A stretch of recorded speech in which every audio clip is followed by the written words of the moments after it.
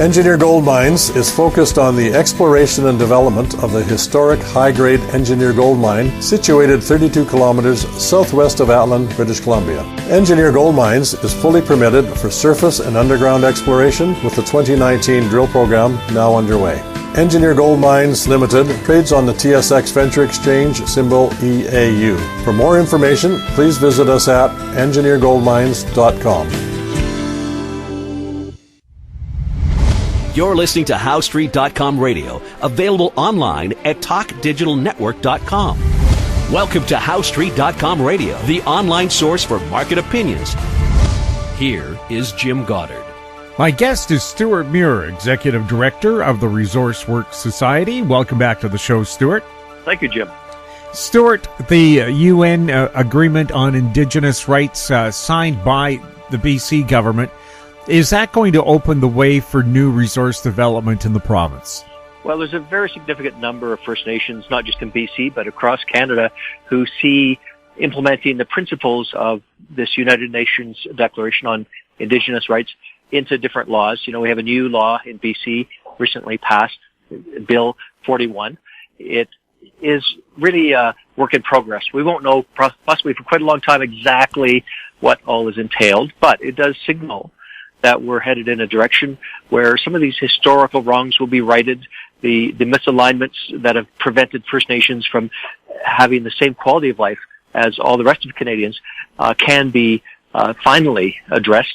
There's a meeting next month, January 14th in Vancouver, where the more business and practical-minded First Nations, and that really is most of them, who think that the members of the nations are ready to support more investments and business opportunities for members, resulting in jobs, resulting in closing that terrible gap in quality of life between the average Canadian and Indigenous Canadians. Those folks, a lot of them are going to be gathering in Vancouver at the Convention Center on the Finding the Path to Shared Prosperity agenda, which is an event that is it's a partnership. A number of Indigenous groups that are interested in these issues are getting together. There's going to be significant speakers like Mike Downey, the brother of the late Gord Downey. Together they were campaigners for Indigenous reconciliation in Canada. They did a lot of important work. Well, Mike is going to be coming out to speak as a headline speaker. There's a lot of legal experts. There's a business showcase of some of these success stories of how First Nations have been working with business to attain these things. And I'll tell you, once you start looking around, it's surprising how many stories like that there are. You look at the work that the Musqueam First Nation has done with energy generation, with YVR.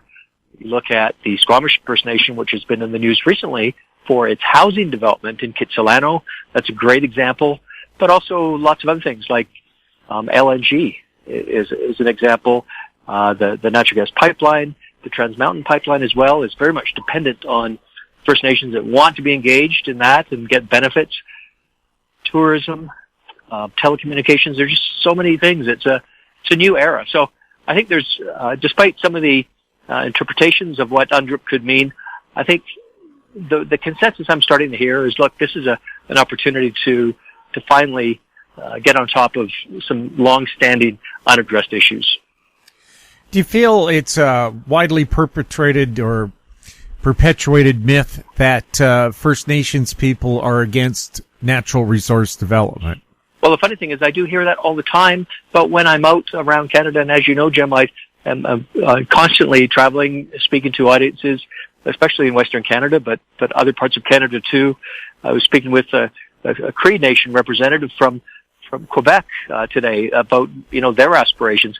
And the fact is that although that myth is out there, the reality is that there is a very strong desire amongst First Nations to live much as every other Canadian gets to live. And there are certain barriers. Some of them are, systemic. There's a book written recently, I think it's the 21 most surprising things about the Indian Act. And there are Indigenous thinkers who view the laws we have as almost handcuffs on what they can do with their traditional territories and be able to interact with the rest of the economy successfully. And so moving those barriers aside, I think is what I hear over and over again. Get out of the way. We don't want a handout from government. That's not what this is about. This is about just getting out of the way so we can do the things we want to do. So that's true freedom, I think, in the eyes of a lot of Indigenous folks I am talking to these days. We'll have more with Stewart Muir right after this. Cypress Development Corp. is developing a world-class lithium resource in the heart of Clayton Valley, Nevada. The size of the resource makes the Clayton Valley project a premier asset with the potential to impact the future of lithium supply. Cypress Development Corp. trades on the TSX Venture Exchange, symbol CYP, the OTCQB, symbol CYDVF, and on Frankfurt, symbol C1Z1. For more information, please visit our website, cypressdevelopmentcorp.com. Media recognition from Bloomberg, Reuters, recycling trade publications. Patented process for 100% recovery of critical metals, including cobalt, lithium, nickel, manganese, aluminum. American Manganese is focused on recycling lithium-ion batteries for electric vehicles. American Manganese trades on the TSX Venture, AMY, the US, AMYZF, and Frankfurt 2AM. For more information, visit AmericanManganeseInc.com or phone me, Larry Ray, at 778-574-4444. Welcome back. We're speaking with Stewart Muir. Stewart, the UBC Board of Governors has made a move. What is it, and what kind of concerns does it raise? Well, like most universities, or all the universities, the University of British Columbia has an endowment of money that it has put away for its long-term investment purposes. It's a public university. Its shareholder is the province of British Columbia.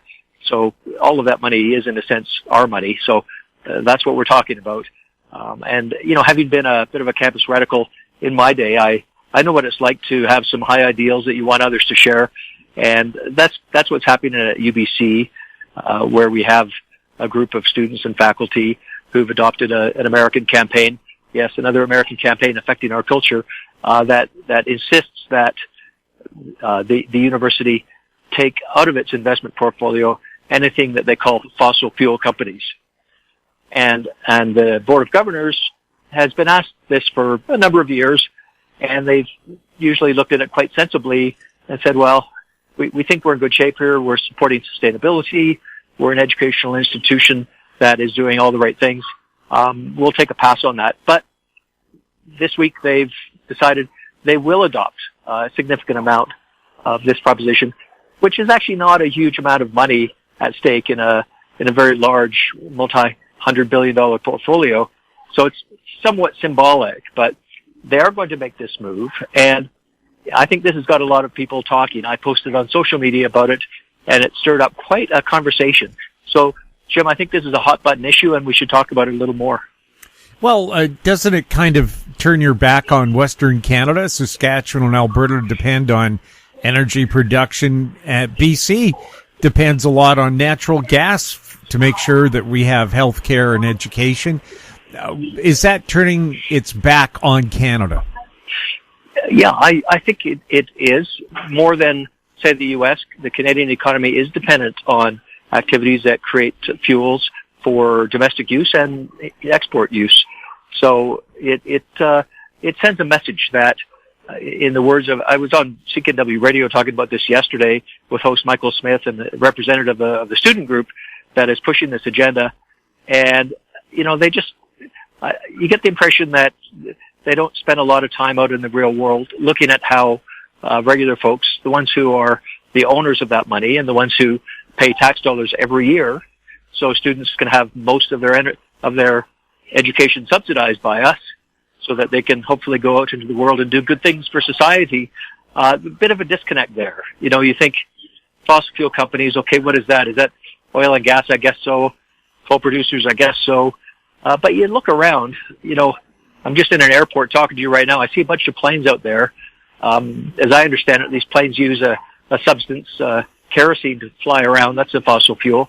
The UBC is not targeting them for some reason. They're protecting that.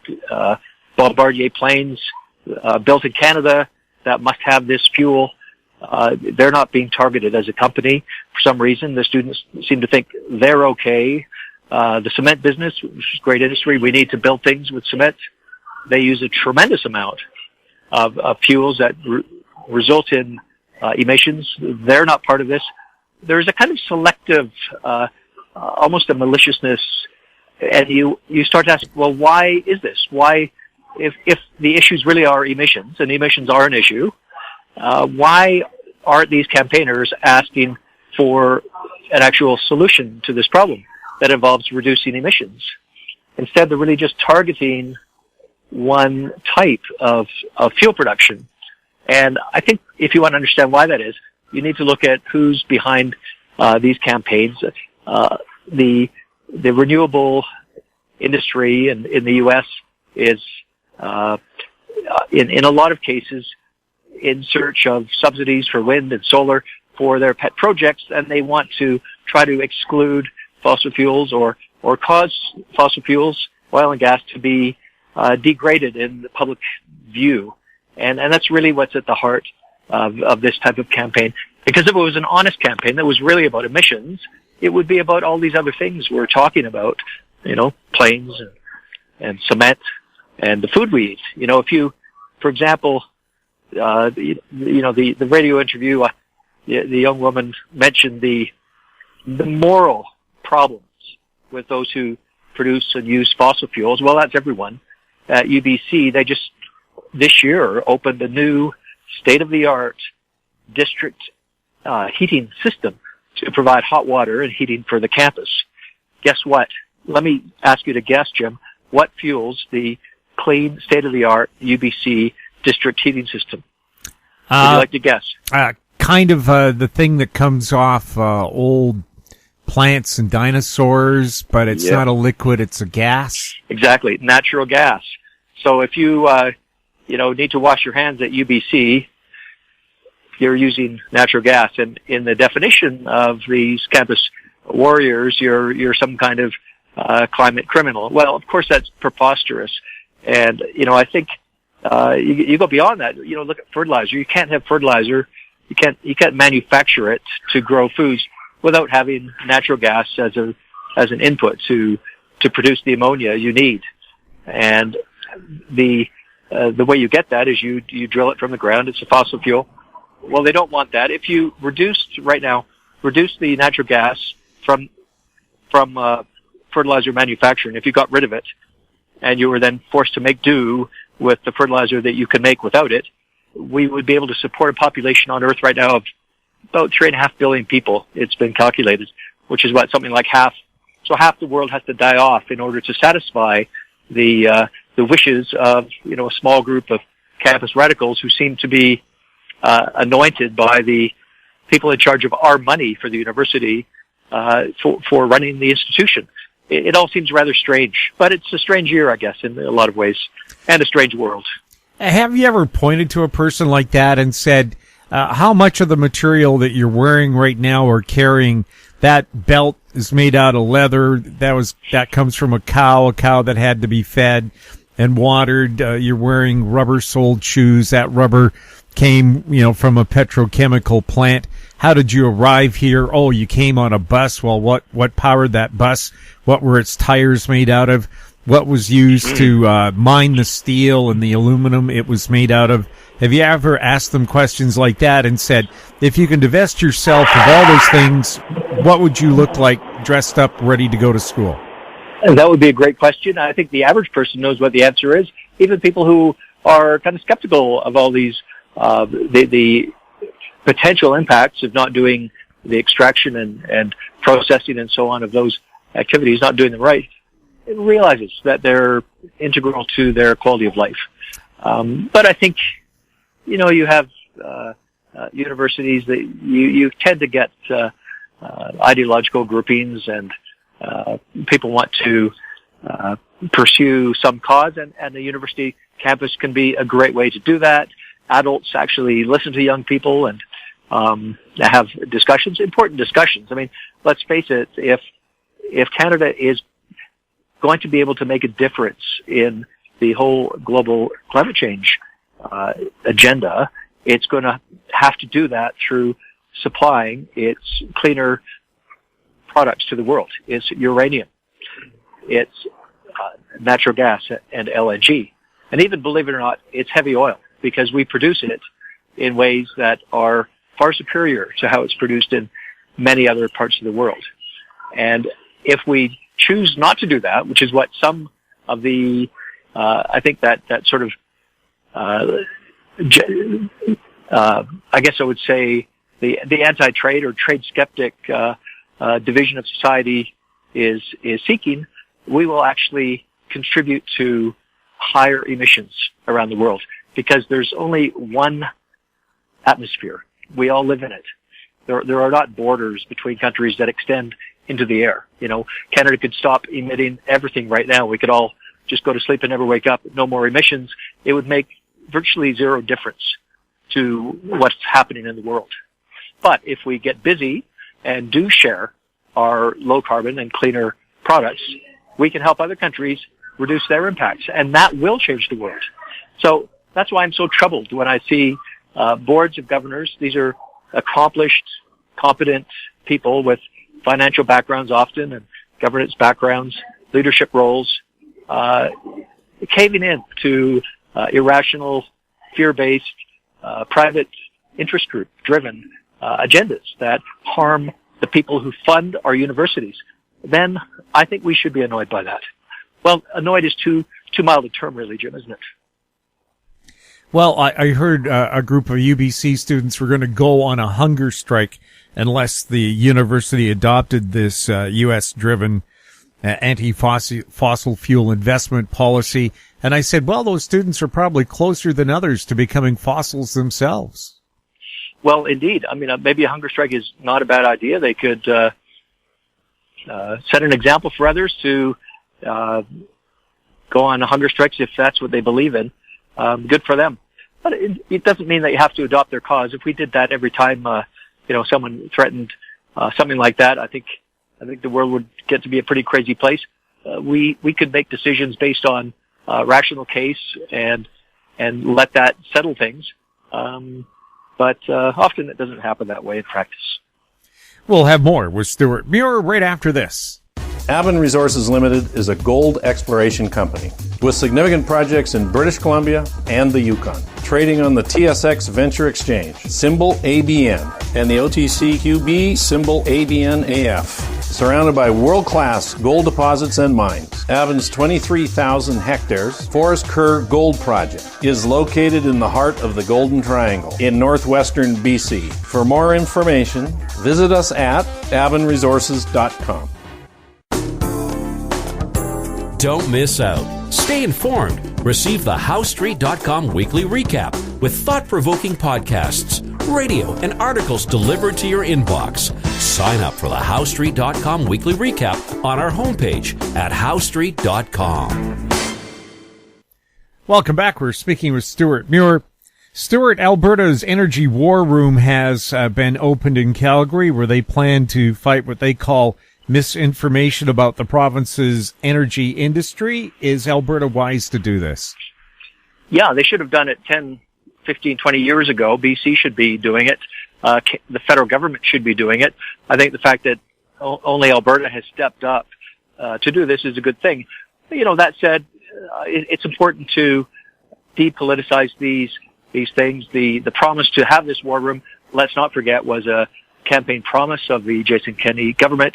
Now, today, they're delivering on it, so that's something they can point at and say, look, promise made, promise delivered, box checked. But they do, I know, have some good people there who are rational, respectful, reasoned individuals who understand that there's a right way to do things and a not so right way to do things. And I'm pretty confident they've got the right people for that. Nevertheless, I think that a number in the, especially in the news media, I think they're maybe feeling left out, or feeling that it shouldn't be up to an organization of government to explain what the facts are on important issues. You can debate whether your values support this kind of activity or not, but let's not forget that it's certainly not an alien activity of any government anywhere in the world to ensure that there's a free flow of information on issues that are important to the economy, especially whether it's having Stats Canada to ensure we've got accurate trade information information about the populace and its needs.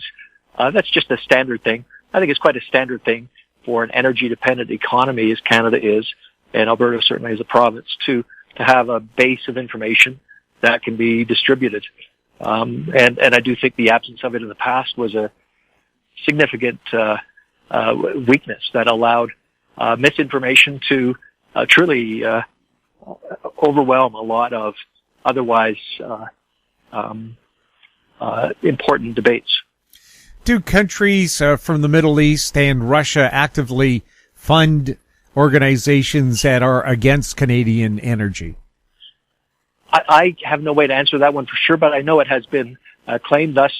For example, at the U.S. Senate, the Republican or one of the Senate committees a couple of years ago issued a report in which they laid out some evidence that said exactly that, actually, to do with pipelines. We've heard, I think the CBC reported that the Russians interfered in the pipeline debate in North America in recent times. So why wouldn't they? There's a lot of interest here. Russia competes with Canada now for natural gas into Europe. There is, I think, a lot of expectation in Russia that their gas can reach China, as there is in Canada as well. So there's true competition there. And let's agree, Vladimir Putin is not one known for his high ethical standards when it comes to competition. There's really nothing that he hasn't stooped to in the past. So it would be, I think, reasonable to think that there might be some hanky-panky going on when it comes to aspersions cast on the pretty impressive Canadian energy industry. So if that's happening, it's lamentable, but hard to prove.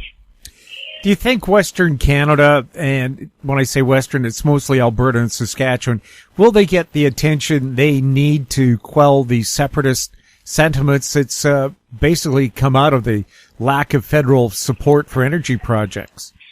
Yeah, I think the new minority government in Ottawa, they're still finding their feet. They want to understand the West, but they have an attitude that the problem is in the West, not understanding what Ottawa wishes for Alberta, for the West, for Saskatchewan, BC as well.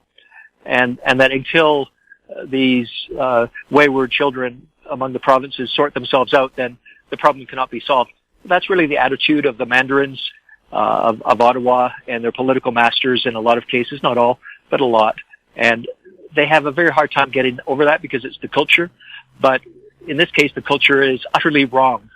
And these federal people need to come out west, maybe plant themselves for a time, close up Ottawa, move out west, and govern from here to understand that we have a country that can be competitive in the world. You know, to see Chevron internationally make a decision to close down the Kitimat LNG project they had such high hopes on. They were calling it the cleanest LNG in the world because of its different low carbon attributes and how it's made. That opportunity has gone away, and I know there are those who say, well, that's just a head office decision. It affected lots of other countries too.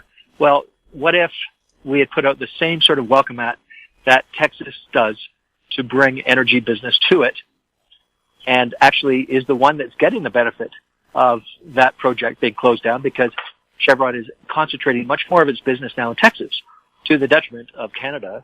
So it's going to be hard to, make a definitive argument that because of our lack of enthusiasm for investment. But to see Minister Wilkinson, the new environment minister, make some offhand but very unsettling comments on his way to the Madrid-Paris talks a couple of days ago, okay, maybe it's a rookie mistake. He's not a rookie as a minister. He's a very intelligent individual, but he's new in that portfolio. So maybe it was a rookie mistake. But you know what? Investors around the world are looking to Canada. Every time they look at Canada these days, they see new evidence for this growing belief that Canada is just not interested in doing business, certainly in certain fields. Well, what did the environment minister say that could put off investors? He made some rather technical comments on what's known as Article 6 and one of the trading provisions to do with clean energy credit. So say you're exporting LNG to a country, allowing it to reduce its greenhouse gas output overall, how could you get some credits for that in the global climate scheme that we've got.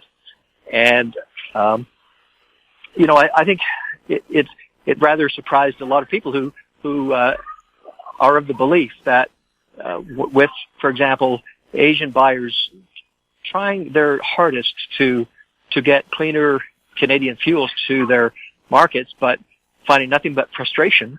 They want this as a solution. But here's our environment minister seeming to suggest that, hey, it's not going to be that solution. That is, it's meaningful to investors, unfortunately. So let's hope that he'll come home from Madrid with maybe a little more sensitivity as to what it means to have an economy in a country like Canada. Stewart, thank you so much for chatting with us. You're most welcome. My guest has been Stewart Muir, Executive Director of the ResourceWorks Society. His website, resourceworks.com. His Twitter handle, @SJMuir. If you have any questions for Stewart or any of our other guests, you can send them to info@howstreet.com. Our YouTube channel is Talk Digital Network. Find us on Twitter @HowStreet. You can also find us on Facebook. I'm Jim Goddard. Thank you for listening. Comments made on HowStreet.com radio are an expression of opinion only and should not be construed in any matter whatsoever as recommendations to buy or sell any financial instrument at any time. Available online at TalkDigitalNetwork.com. HowStreet.com radio is a production of HowStreet Media Incorporated.